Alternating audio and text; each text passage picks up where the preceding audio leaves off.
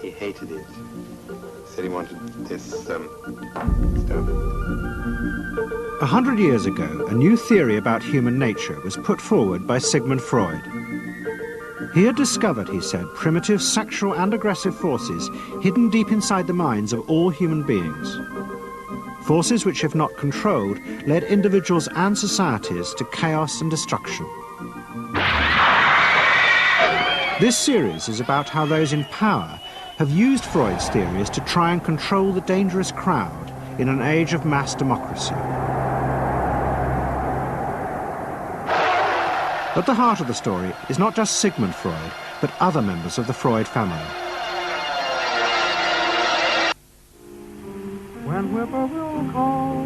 This episode is about Freud's American nephew, Edward Bernays. Bernays is almost completely unknown today, but his influence on the 20th century was nearly as great as his uncle's. Because Bernays was the first person to take Freud's ideas about human beings and use them to manipulate the masses.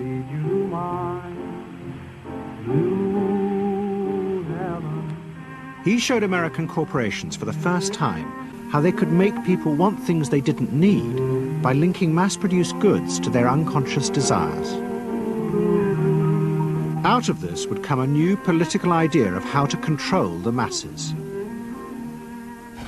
By satisfying people's inner selfish desires, one made them happy and thus docile. It was the start of the all-consuming self, which has come to dominate our world today.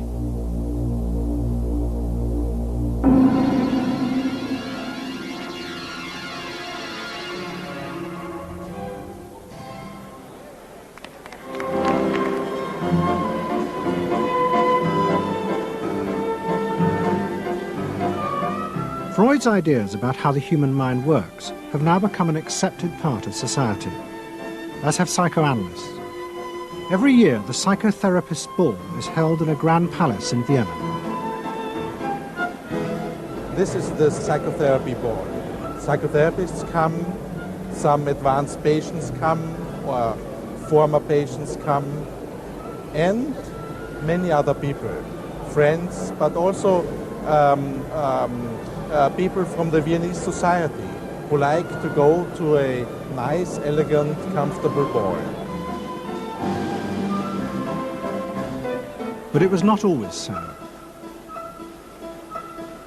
100 years ago, Freud's ideas were hated by Viennese society. At that time, Vienna was the centre of a vast empire ruling Central Europe. And to the powerful nobility of the Habsburg court, Freud's ideas were not only embarrassing, but the very idea of examining and analysing one's inner feelings was a threat to their absolute control. You see, at that time, these people had the power. And of course, you just were not allowed to show your bloody feelings. I mean, you just couldn't. You know, I mean, you couldn't, if you were unhappy, can you imagine, you, for instance, you sit somewhere in the country in a castle, you are deeply unhappy, you are a woman. You couldn't go to your maid and cry on her shoulders, or you couldn't go into the village and complain, you know, about your feelings. I mean, you couldn't, it was like selling yourself to somebody, you just couldn't, you know, because they had to respect you. Now, of course, Freud, you see, put that thought very much into question, because you see, to examine yourself, you would have to put a lot of other things into question, your society, everything what surrounds you. And that wasn't a good thing at that time. Why not? Because your self-created empire, to a certain extent, would have fallen into bits much earlier already. But what frightened the rulers of the empire even more was Freud's idea that hidden inside all human beings were dangerous instinctual drives. Freud had devised a method he called psychoanalysis. By analysing dreams and free association, he had unearthed, he said, powerful sexual and aggressive forces which were the remnants of our animal past. Feelings we repressed because they were too dangerous. Freud devised a method for exploring a hidden part of the mind, which we nowadays call the unconscious, which is a part that is totally unknown to our consciousness, that there exists a barrier in all our minds, which prevents these hidden and unwelcome impulses of the unconscious from emerging. Good night.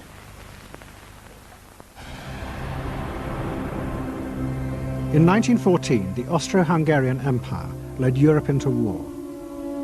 As the horror mounted, Freud saw it as terrible evidence of the truth of his findings. The saddest thing, he wrote, is that this is exactly the way we should have expected people to behave, from our knowledge of psychoanalysis. Governments had unleashed the primitive forces in human beings, and no one seemed to know how to stop them.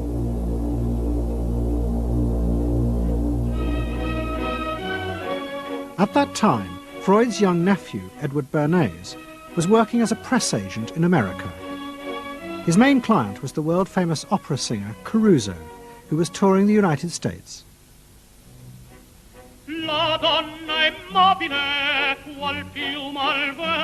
Bernays' parents had emigrated to America 20 years before, but he kept in touch with his uncle and joined him for holidays in the Alps. But Bernays was now about to return to Europe for a very different reason. On the night that Caruso opened in Toledo, Ohio, America announced it was entering the war against Germany and Austria. As a part of the war effort, the US government set up a Committee on Public Information, and Bernays was employed to promote America's war aims in the press. The President, Woodrow Wilson, had announced that the United States would fight not to restore the old empires, but to bring democracy to all of Europe. And Bernays proved extremely skillful in promoting this idea, both at home and abroad. And at the end of the war, he was asked to accompany the President to the Paris Peace Conference. Then, to my surprise, they asked me to go over with Woodrow Wilson to the peace conference. And at the age of 26, I was in Paris for the entire time of the peace conference that was held in the suburb of Paris, and we worked to make the world safe for democracy. That was a big slogan. Wilson's reception in Paris astounded Bernays and the other American propagandists. Their propaganda had portrayed Wilson as a liberator of the people, a man who would create a new world in which the individual would be free. They had made him a hero of the masses. And as he watched the crowds surge around Wilson, Bernays began to wonder whether it would be possible to do the same type of mass persuasion, but in peacetime. When I came back to the United States, I decided that if you could use propaganda for war, you could certainly use it for peace. And propaganda got to be a bad word because of the Germans using it. So what I did was to try to find some other words. So we found the word Council on Public Relations. Bernays returned to New York and set up as a public relations counsel in a small office off Broadway. It was the first time the term had ever been used. Since the end of the 19th century, America had become a mass industrial society, with millions clustered together in the cities. Bernays was determined to find a way to manage and alter the way these new crowds thought and felt. To do this, he turned to the writings of his uncle Sigmund. While in Paris, Bernays had sent his uncle a gift of some Havana cigars. In return, Freud had sent him a copy of his general introduction to psychoanalysis. Bernays read it, and the picture of hidden irrational forces inside human beings fascinated him. He wondered whether he might make money by manipulating the unconscious. What Eddie got from Freud was indeed this idea that there is a lot more going on in human decision-making, not only among individuals, but even more importantly among groups, than this idea that information drives behavior. And so Eddie began to formulate this idea that you had to look at things that would play to people's irrational emotions And you see, that moved Eddie immediately into a different category from other people in his field and most government officials and managers of the day who thought if you just hit people with all this factual information, they would look at that and say, oh, of course. And Eddie knew that was not the way the world worked. Bernays set out to experiment with the minds of the popular classes. His most dramatic experiment was to persuade women to smoke. At that time, there was a taboo against women smoking, and one of his early clients, George Hill, the president of the American Tobacco Corporation, asked Bernays to find a way of breaking it.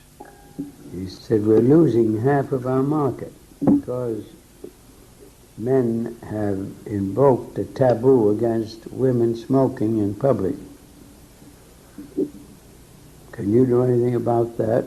I said, let me think about it. And then I said, have I your permission to see a psychoanalyst to find out what cigarettes mean to women? He said, what'll it cost? So I called up Dr. Brill, A.A. Brill, who was the leading psychoanalyst in New York at that time. How come you didn't call your uncle? Why didn't you call your uncle? Because he was in Vienna. A.A. Brill was one of the first psychoanalysts in America, and for a large fee he told Bernays that cigarettes were a symbol of the penis and of male sexual power. He told Bernays that if he could find a way to connect cigarettes with the idea of challenging male power, then women would smoke, because then they would have their own penises. Every year, New York held an Easter Day parade to which thousands came, and Bernays decided to stage an event there. He persuaded a group of rich debutantes to hide cigarettes under their clothes. Then they should join the parade, and at a given signal from him, they were to light up the cigarettes dramatically. Bernays then informed the press that he had heard that a group of suffragettes were preparing to protest by lighting up what they called torches of freedom. He knew this would be an outcry, and he knew that all of the photographers would be there to capture this moment. And so he was ready with a phrase which was torches of freedom. And so here you have a symbol, women, young women, debutantes, smoking a cigarette in public with a phrase that means anybody who believes in this kind of equality pretty much has to support them in the ensuing debate about this, because torches of freedom. I mean, what's on all American coins? It's liberty. She's holding up the torch. You see? And so all of this is there together. There's emotion, there's memory, there's a rational phrase, even though it's using a lot of emotional elements, it's a phrase that works in a rational sense. All of this is together. And so the next day, this was not just in all of the New York papers, it was across the United States and around the world. And from that point forward, the sale of cigarettes to women began to rise. He had made them socially acceptable with a single symbolic act. What Bernays had created was the idea that if a woman smoked, it made her more powerful and independent, an idea that still persists today. Embrace me, my sweet embrace. It made him realize that it was possible to persuade people to behave irrationally if you link products to their emotional desires and feelings. The idea that smoking actually made women freer was completely irrational, but it made them feel more independent. It meant that irrelevant objects could become powerful emotional symbols of how you wanted to be seen by others. Eddie Bernays saw the way to sell product was not to sell it to your intellect, that you ought to buy an automobile, but that you will feel better about it if you have this automobile. I think he originated that idea, that they weren't just purchasing something, but they were engaging themselves emotionally or personally in the product or service. That it's not, you think you need a new piece of clothing, but you'll feel better with the piece of clothing. That was his contribution in a very real sense. We see it all over the place today, but I think he originated the idea of the emotional connect to a product or service. What Bernays was doing fascinated America's corporations.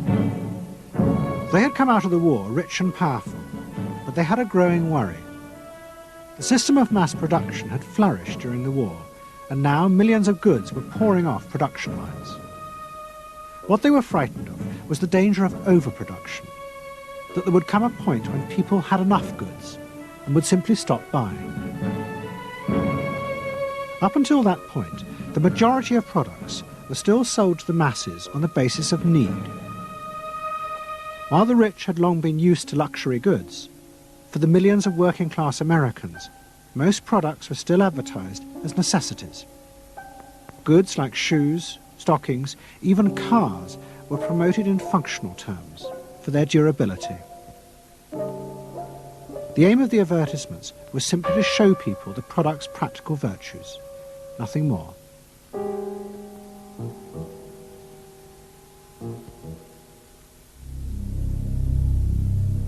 What the corporations realized they had to do was transform the way the majority of Americans thought about products. One leading Wall Street banker, Paul Mazur of Lehman Brothers, was clear about what was necessary. We must shift America, he wrote, from a needs to a desires culture. People must be trained to desire, to want new things even before the old have been entirely consumed. We must shape a new mentality in America. Man's desires must overshadow his needs. Prior to that time, there was no American consumer. There was the American worker, and there was the American owner, and they manufactured and they saved and they ate what they had to, and the people shopped for what they needed. And while the very rich may have bought things they didn't need, most people did not. And Mazur envisioned a break with that, where you would have things that you didn't actually need, but you wanted, as opposed to needed. And the man who would be at the center of changing that mentality for the corporations was Edward Bernays.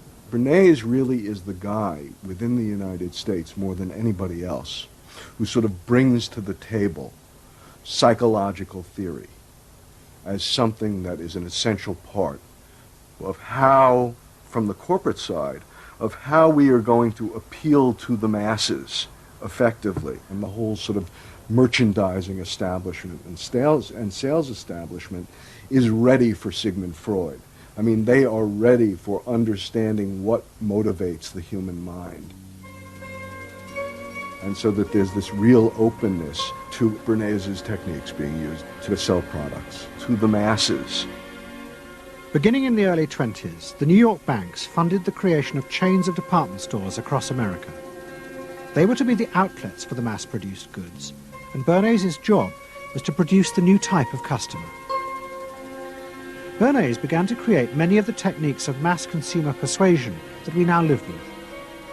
He was employed by William Randolph Hearst to promote his new women's magazines, and Bernays glamorized them by placing articles and advertisements that linked products made by others of his clients to famous film stars like Clara Bow, who was also his client. Bernays also began the practice of product placement in the movies, and he dressed the stars at the film's premieres with clothes and jewellery from other firms he represented. He was, he claimed, the first person to tell car companies they could sell cars as symbols of male sexuality. He employed psychologists to issue reports that said products were good for you and then pretended they were independent studies. He organised fashion shows in the department stores and paid celebrities to repeat the new and essential message: you bought things not just for need, but to express your inner sense of yourself to others. There's a psychology of dress. Have you ever thought about it? How it can express your character? You all have interesting characters, but some of them are all hidden. I wonder why you all want to dress always the same, with the same hats and the same coats. I'm sure all of you are interesting and have wonderful things about you, but looking at you in the street, you all look so much the same. And that's why I'm talking to you about the psychology of dress. Try and express yourselves better in your dress. Bring out certain things that you think are hidden. I wonder if you've thought of this angle of your personality. I'd like to ask you some questions. Why do you like short skirts? Oh, because there's more to see. More to see, eh? What good does that do you? What's in my hands? It makes you more attractive. Does? In 1927, an American journalist wrote, "A change has come over our democracy. It is called consumptionism. The American citizen's first importance to his country is now no longer that of citizen, but that of consumer." The growing wave of consumerism helped in turn to create a stock market boom. And yet again, Edward Bernays became involved, promoting the novel idea that ordinary people should buy shares, borrowing money from banks he also represented. And yet again, millions followed his advice. He was uniquely knowledgeable about how people in large numbers are going to react to products and ideas and so on. But in political terms, if he were to go out, so I can't imagine that he could get 3 people to stand and listen. Wasn't particularly articulate, was a kind of funny looking, and didn't have any sense of reaching out for people one-on-one. None at all.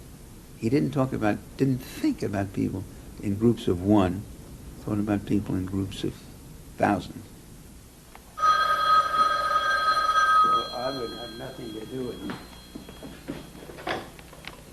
Hello? Bernays soon became famous as the man who understood the mind of the crowd. And in 1924, the president contacted him. President Coolidge was a quiet, taciturn man and had become a national joke. The press portrayed him as a dull, humorless figure. Bernays' solution was to do exactly the same as he had done with products. He persuaded 34 famous film stars to visit the White House. And for the first time, politics became involved with public relations. And I lined up these 34 people, and I'd say, "What's your name?" He'd say, "Al Jolson." I'd say, "Mr. President, Al Jolson." Next day, every newspaper in the United States had a front page story.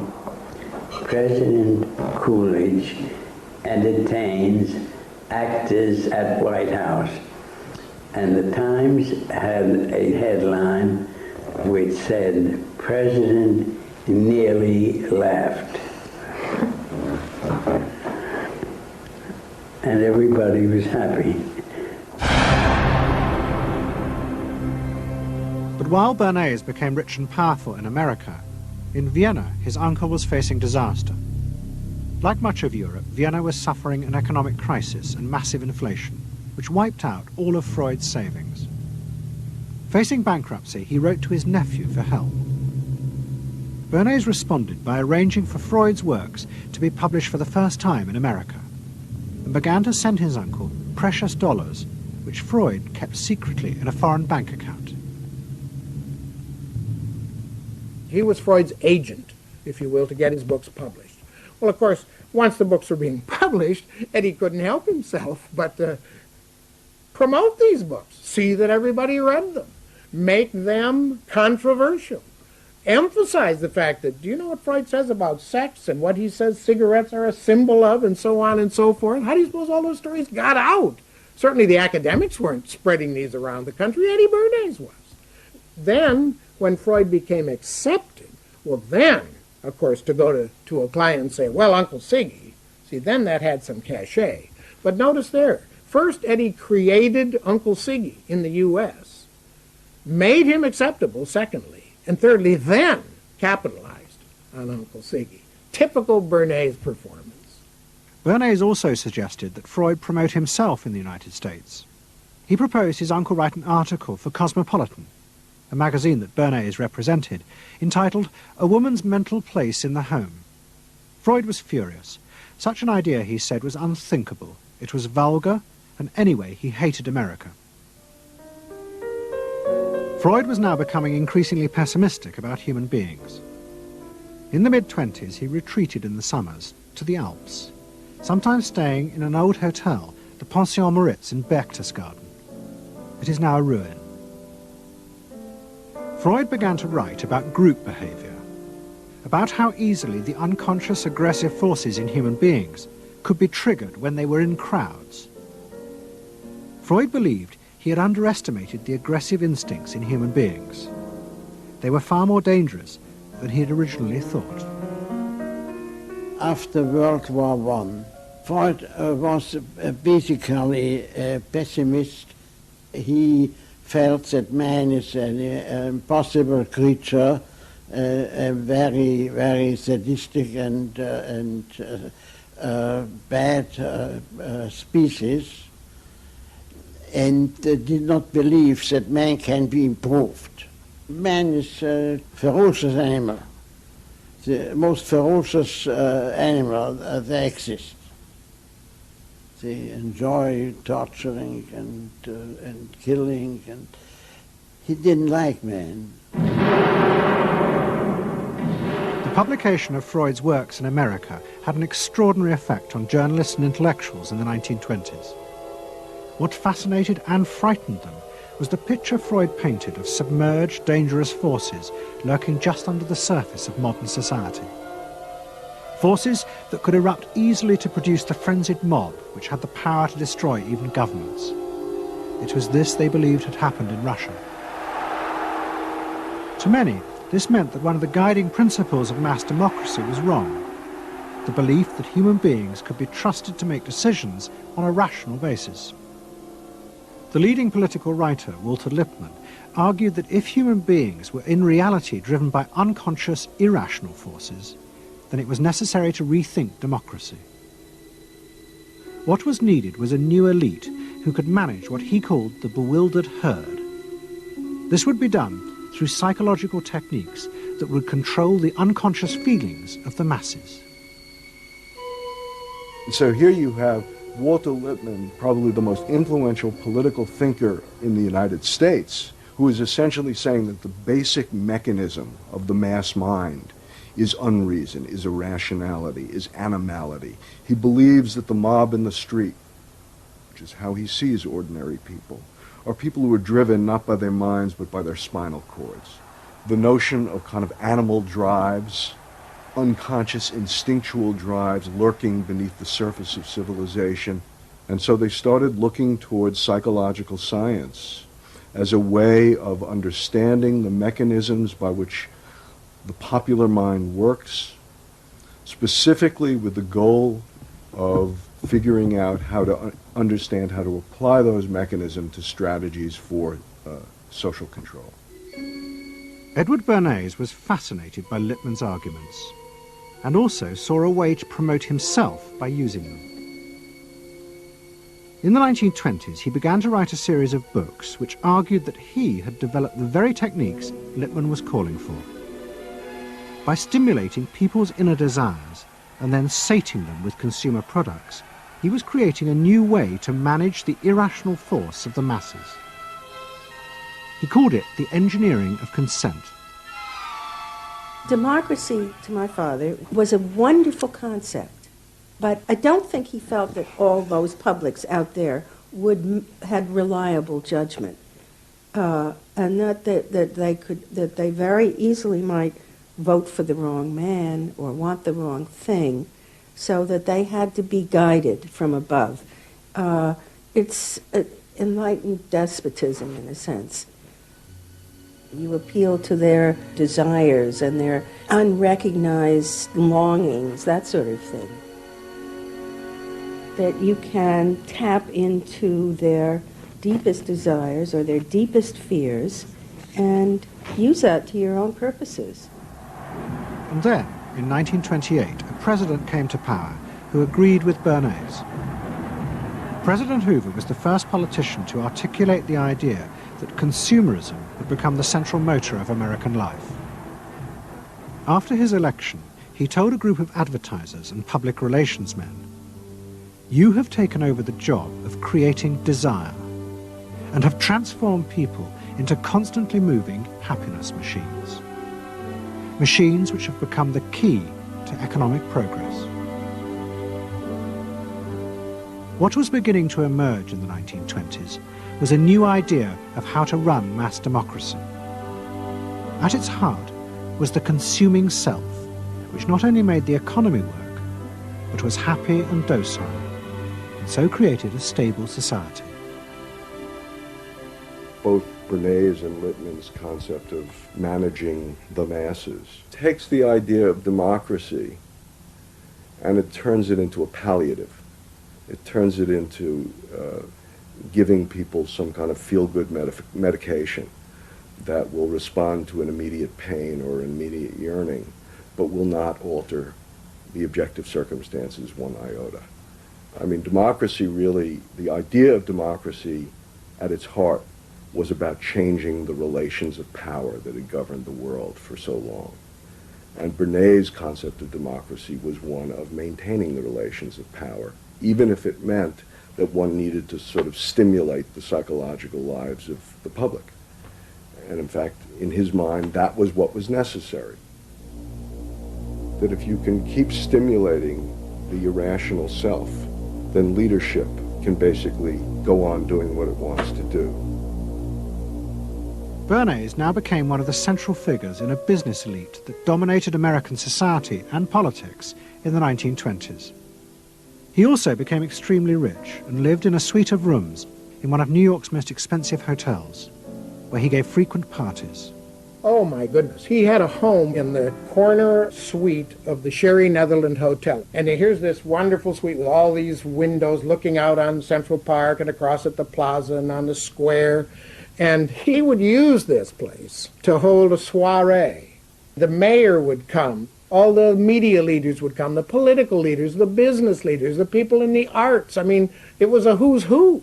People wanted to know Eddie Bernays because, you know, he himself became a sort of a famous man, a sort of a magician who could make these things happen. He knows everybody. He knows the mayor and he knows the senator, and he calls politicians on the telephone as if he did get literally a high or a bang out of doing what he did. And that's fine, but it can be a little hard on the people around you, especially when you make other people feel stupid.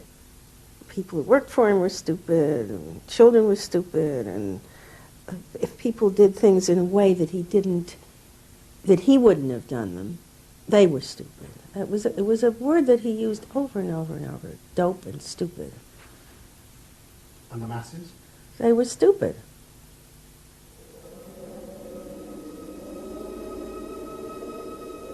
But Bernays' power was about to be destroyed dramatically, and by a type of human irrationality he could do nothing to control. At the end of October 1929, Bernays organised a huge national event to celebrate the 50th anniversary of the invention of the light bulb.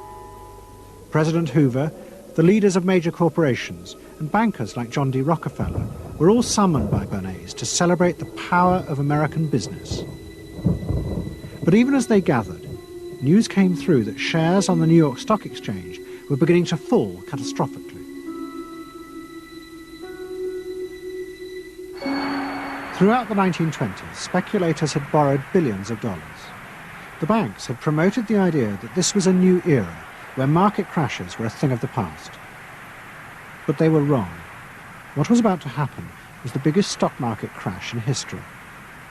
Investors had panicked and begun to sell in a blind, relentless fury that no reassurance by bankers or politicians could halt. And on the 29th of October 1929, the market collapsed.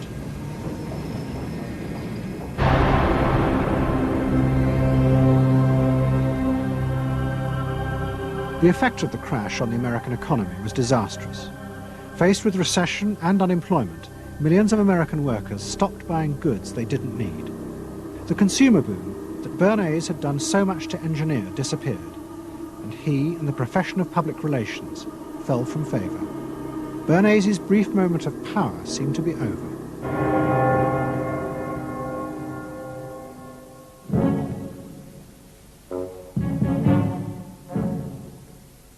The effect of the Wall Street crash on Europe was also catastrophic.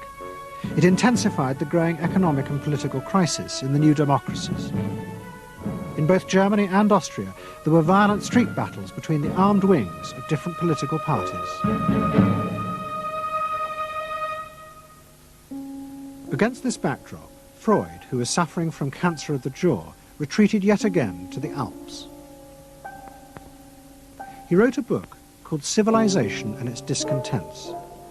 It was a powerful attack on the idea that civilization was an expression of human progress.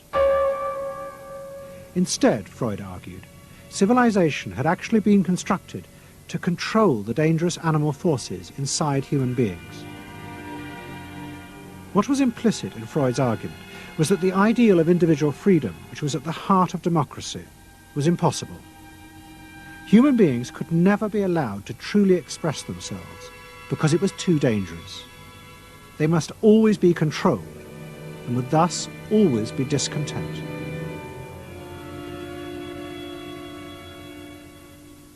Man doesn't want to be civilized, and he is, civilization brings discontent, but it's necessary to survival. Otherwise he couldn't survive. So he must be discontent, because this would be the only way to keep him within limits. But what did Freud think about the idea of the equality of man? He didn't believe in it. We had 32 parties, and Hitler said, before those parties don't vanish, there is no Germany. That's true. You can't have 32 parties. And so they felt, this one person will put an end to this comedy. Freud was not alone in his pessimism. Politicians like Adolf Hitler emerged from a growing despair in the 1920s about democracy.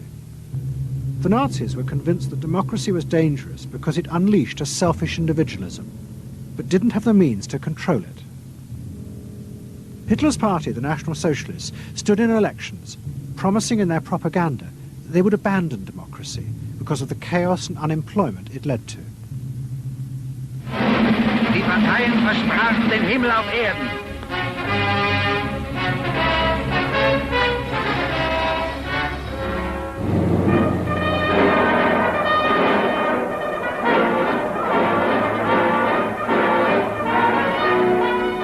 In March 1933, the National Socialists were elected to power in Germany, and they set out to create a society that would control human beings in a different way.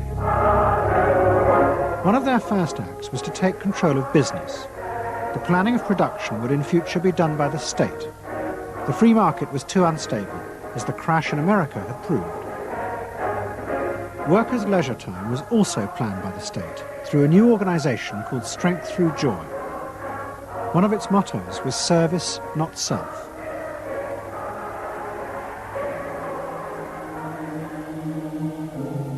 But the Nazis did not see this as a return to an old form of autocratic control. It was a new alternative to democracy, in which the feelings and the desires of the masses would still be central, but they would be channeled in such a way as to bind the nation together. The chief exponent of this was Joseph Goebbels, the Minister of Propaganda. Es mag gut sein, Macht zu besitzen, die auf Gewehren ruht. Besser aber und beglückender ist es, das Herz eines Volkes zu gewinnen und es auch zu behalten. Goebbels organized huge rallies whose function, he said, was to forge the mind of the nation into a unity of thinking, feeling and desire. One of his inspirations, he told an American journalist, was the writings of Freud's nephew, Edward Bernays. In his work on crowd psychology, Freud had described how the frightening irrationality inside human beings could emerge in such groups. The deep, what he called libidinal forces of desire, are given up to the leader, while the aggressive instincts are unleashed on those outside the group. Freud wrote this as a warning, but the Nazis were deliberately encouraging these forces because they believed they could master and control them.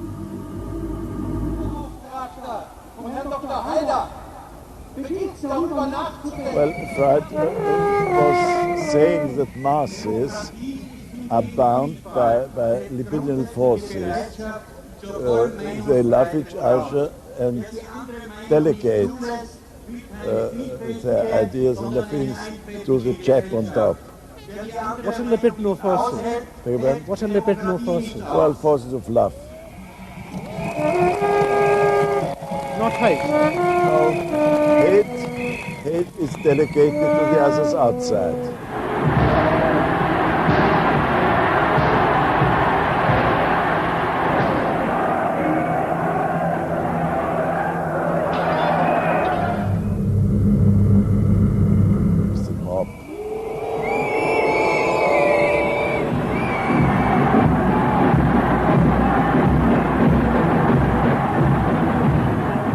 I could see from afar, looking up Wilhelmstraße towards Unter den Linden, how those 100,000 of people, when they passed Hitler, they just became completely delirious.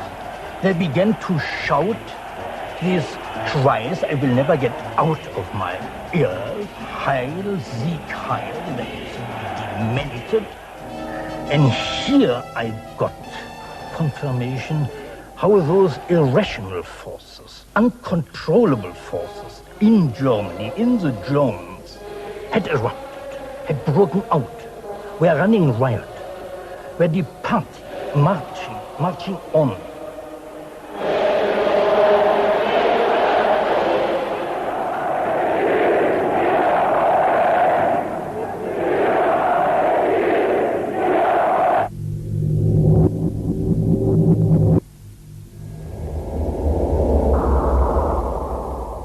And in America too, democracy was under threat from the force of the angry mob. The effect of the stock market crash had been disastrous. There was growing violence as an angry population took out their frustration on the corporations who were seen to have caused this disaster. Then, in 1932, a new president was elected who was also going to use the power of the state to control the free market. But his aim was not to destroy democracy, but to strengthen it. And to do this, he was going to develop a new way of dealing with the masses. I am prepared, under my constitutional duty, to recommend the measures that a stricken nation in the midst of a stricken world may require. But in the event that the national emergency is still critical, I shall not evade the clear course of duty that will then confront me. I shall ask the Congress for the one remaining instrument to meet the crisis: broad executive power.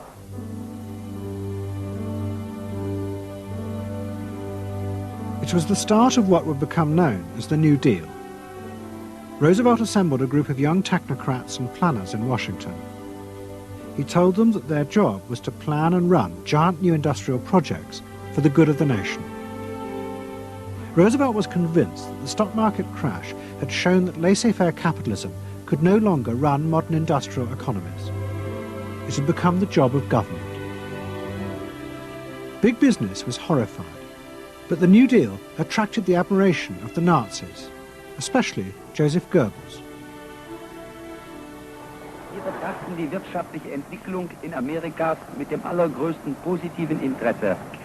Und wir sind dort der festen Überzeugung, dass Präsident Roosevelt und seine Berater auf dem richtigen Wege sind. Es handelt sich in der Tat um das größte wirtschaftliche und soziale Problem aller Zeiten. Die vielen Millionen Arbeitslosen, die ihre Plätze an den Maschinen und in den Kontoren verloren haben, wieder an ihre alten Arbeitsstellen zurückzuführen. Das kann nicht allein der privaten Initiative überlassen werden. Ausschlaggebend ist, dass die öffentliche Hand mit positiven Maßnahmen eingreift. But although Roosevelt, like the Nazis, was trying to organize society in a different way, unlike the Nazis, he believed that human beings were rational and could be trusted to take an active part in government. Roosevelt believed it was possible to explain his policies to ordinary Americans and take into account their opinions. To do this, he was helped by the new ideas of an American social scientist called George Gallup. Favorite reading of New Deal Washington, the survey of U.S. public opinion. From offices at Princeton, New Jersey, a famed statistician, Dr. George Gallup, tells Washington from week to week what the nation is thinking. And in New York, Fortune magazine's analyst, Elmo Roper, compiles for publication a continuous record of the nation's approval or disapproval of how the country is being run. Gallup and Roper rejected Bernays' view that human beings were at the mercy of unconscious forces and so needed to be controlled. Their system of opinion polling was based on the idea that people could be trusted to know what they wanted. They argued that one could measure and predict the opinions and behaviour of the public if one asked strictly factual questions and avoided manipulating their emotions. Well, how about this one? Do you think Franklin D. Roosevelt's New Deal has been bad for the nation in general? No, that question's loaded. It automatically suggests an answer. Well, how about this? Is your present feeling toward President Roosevelt one of general approval or general disapproval? That's better. Prior to scientific polling, the view of many people was that you couldn't trust public opinion. It was irrational, that it was ill-informed, it was chaotic, unruly, and so forth. And so that opinion should be dismissed. But with scientific polling, I think it established very clearly that people are rational, that they do make good decisions, and this offers democracy a chance to be truly informed by the public, giving everybody a voice in the way the country is run. I know my father wouldn't necessarily say the voice of the public is the voice of God, but he did feel very much that the voice of the people is a rational voice and should be heard. What Roosevelt was doing was forging a new connection between the masses and politicians.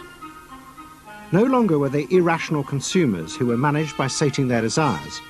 Instead, they were sensible citizens who could take part in the governing of the country. In 1936, Roosevelt stood for re-election. He promised further control over big business. To the corporations, it was the beginning of a dictatorship.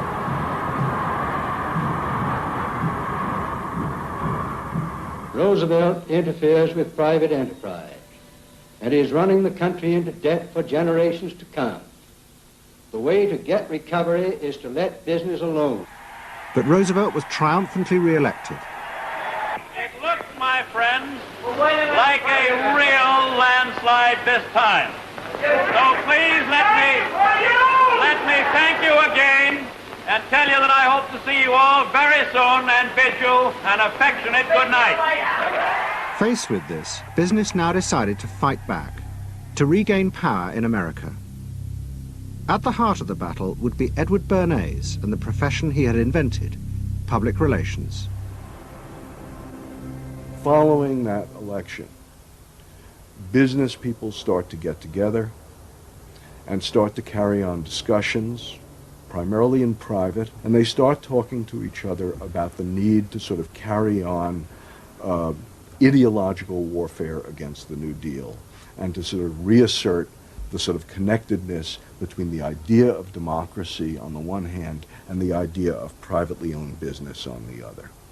And so, under the umbrella of an organization which still exists, which is called the National Association of Manufacturers, and whose membership included all of the major corporations of the United States, a campaign is launched explicitly designed to create emotional attachments between the public and big business. It's Bernays' techniques being used on a grand scale. I mean, totally.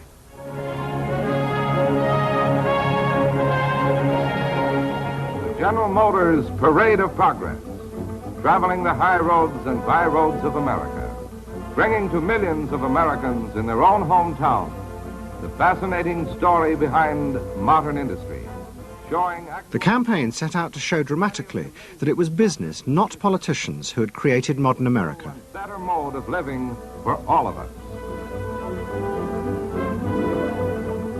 Bernays was an advisor to General Motors, but he was no longer alone. The industry he had founded now flourished as hundreds of public relations advisors organized a vast campaign. They not only used advertisements and billboards, but managed to insinuate their message into the editorial pages of the newspapers. It became a bitter fight. In response to the campaign, the government made films that warned of the unscrupulous manipulation of the press by big business. And the central villain was the new figure of the public relations man. They tried to achieve their ends by working entirely behind the scenes, corrupting and deceiving the public. The aims of such groups may be either good or bad, so far as the public interest is concerned, but their methods are a grave danger to democratic institutions. The films also showed how the responsible citizen could monitor the press themselves. They could create a chart that analysed the reporting for signs of hidden bias. But such earnest instruction was to be no match for the powerful imagination of Edward Bernays. He was about to help create a vision of the utopia that free market capitalism would build in America if it was unleashed.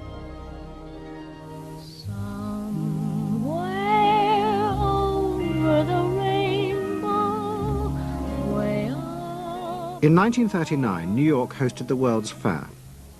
Edward Bernays was a central advisor. He insisted that the theme be the link between democracy and American business.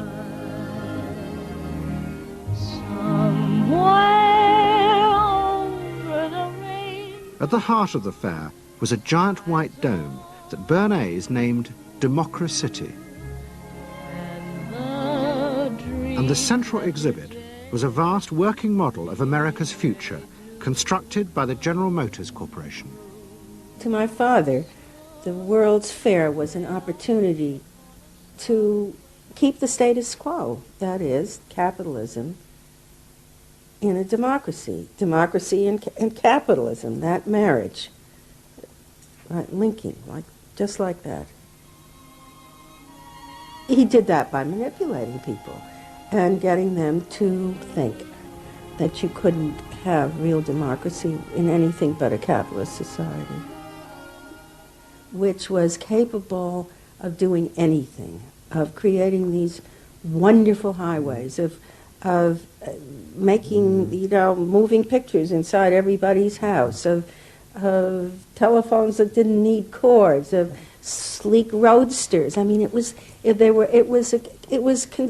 consumerist, but at the same time, you inferred that in a funny way, democracy and capitalism went together. The World's Fair was an extraordinary success and captured America's imagination.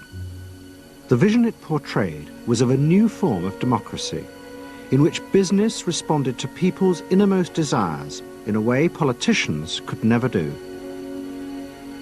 But it was a form of democracy that depended on treating people not as active citizens as Roosevelt did, but as passive consumers.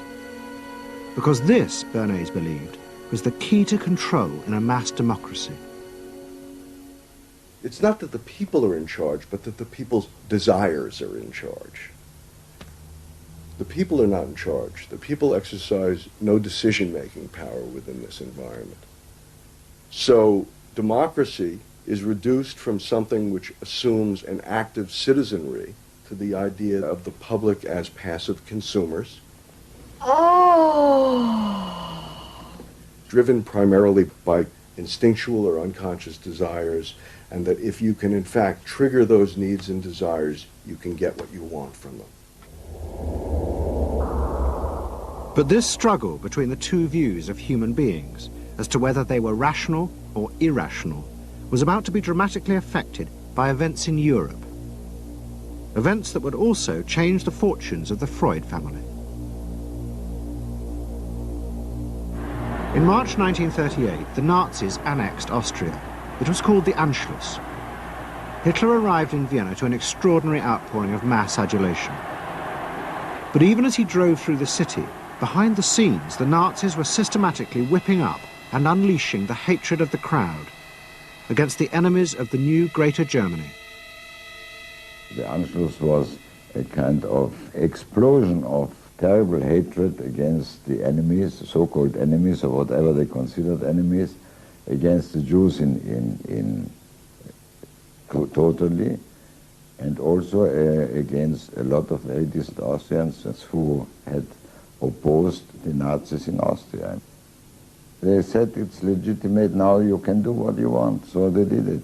Stealing, robbing and killing, I can't say it otherwise. And human depravity, of course, is always very near to normal behavior. It can change very quickly.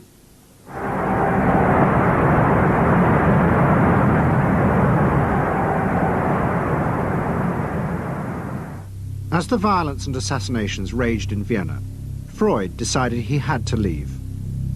His aim was to go to Britain, but he knew that Britain, like many countries, was refusing entry to most Jewish refugees. But help came from the leading psychoanalyst in Britain, Ernest Jones. He was in the same ice skating club as the Home Secretary, Sir Samuel Hoare, and Jones persuaded Hoare to issue Freud a British work permit. And in May 1938, Freud, his daughter Anna, and other members of his family set off for London.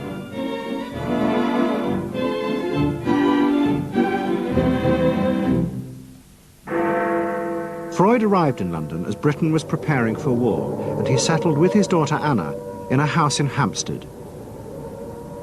But Freud's cancer was now far advanced, and in September 1939, just 3 weeks after the outbreak of war, he died.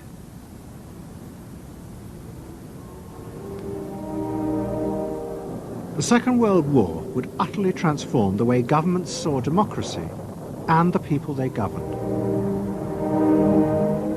Next week's programme will show how the American government, as a result of the war, became convinced there were savage, dangerous forces hidden inside all human beings, forces that needed to be controlled.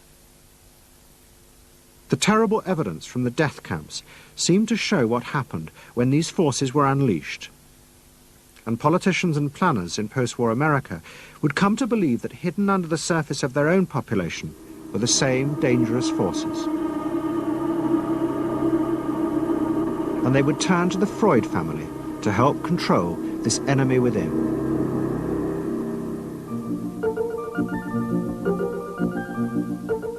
And ever adaptable, Edward Bernays would work not just for the American government, but the CIA. And Sigmund Freud's daughter, Anna, would also become powerful in the United States, because she believed that people could be taught to control the irrational forces within them. Out of this would come vast government programs to manage the inner psychological life of the masses.